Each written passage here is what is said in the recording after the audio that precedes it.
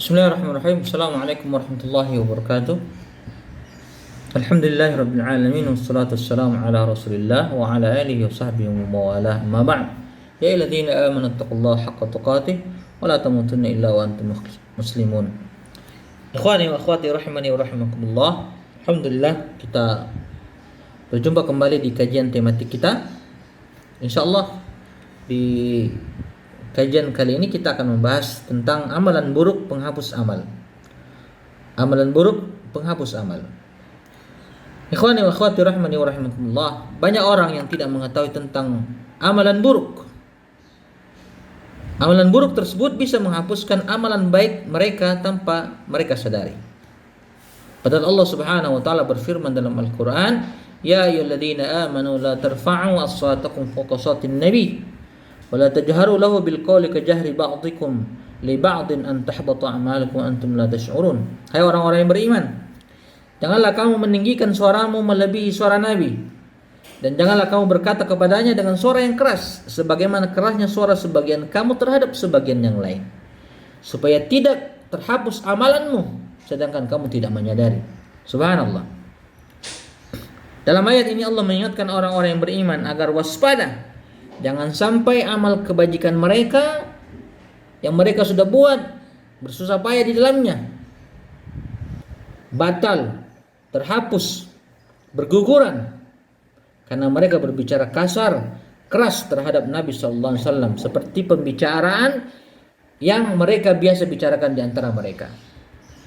Ini ancaman Allah Subhanahu wa taala.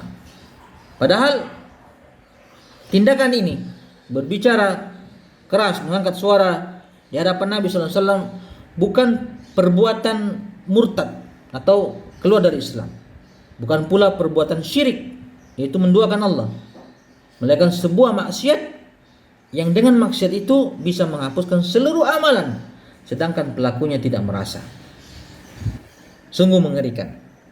Lantas bagaimana kiranya orang-orang yang mendahulukan ucapan, petunjuk, cara, dan jalan orang lain daripada sabda, petunjuk, dan sunnah Rasulullah sallallahu alaihi wasallam?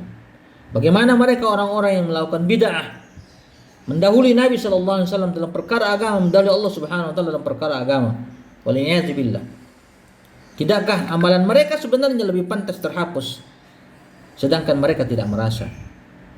Dalam ayat yang lain, dalam ayat ini ikhwani fillah, Allah mendidik orang-orang mukmin untuk tidak berbicara kepada Rasulnya dengan suara yang keras sebagaimana seseorang berbicara dengan temannya. Bahkan dia harus bersikap tenang, menghormati dan memuliakan saat berbicara kepada beliau sallallahu alaihi wasallam, dan tentunya dengan suara tidak keras. Karena dikhawatirkan beliau akan marah, yang karenanya Allah Subhanahu wa taala pun marah disebabkan kemarahannya. Dan karenanya maka dihapuslah amal baik yang telah ia perbuat sedangkan ia tidak menyadarinya. Sebagaimana disebutkan dalam hadisnya sahih, Rasulullah sallallahu alaihi wasallam bersabda, "Innar rajula la yatakallamu bil kalimah min ridwanillahi la yulqi laha balan yuktabu lahu bihal jannah, wa innar rajula la yatakallamu bil kalimati min sakhatillah la yulqi laha balan yahwi biha fin nari ab'ad ma bainas samawati wal ardh." Sesungguhnya seseorang yang benar-benar mengucapkan satu kalimat yang diridhai oleh Allah Subhanahu wa taala sedangkan dia tidak menyadarinya hingga ditetapkan baginya surga karenanya. Artinya dia dimasukkan surga dengan ucapannya walaupun dia sebenarnya tidak menyadarinya. Dan sesungguhnya seseorang yang benar-benar mengucapkan satu kalimat yang membuat Allah murka tanpa ia sadari sehingga menjerumuskannya ke dalam neraka jahanam. Yang neraka itu subhanallah lebih jauh jaraknya antara langit dan bumi. Subhanallah. Ibnu Abbas radhiyallahu anhu berkata, "Yushiku an tanzila alaikum hijaratun minas sama'. Aqulu qala Rasulullah sallallahu alaihi wasallam wa taquluna qala Abu Bakar wa Umar." Saya khawatir, saya takut kalian akan dihujani batu dari langit. Langitnya menurunkan batu menimpa kalian. Kenapa? Aku menyampaikan perkataan Rasulullah sallallahu alaihi wasallam, kalian membantahnya dengan perkataan Abu Bakar dan Umar radhiyallahu anhum. Ini perkataan Abu Bakar, bagaimana dengan perkataan-perkataan orang-orang yang lain? Subhanallah. Semoga kita lebih memuliakan Nabi SAW dengan cara mengikuti sunnah-sunnahnya. Semoga bermanfaat.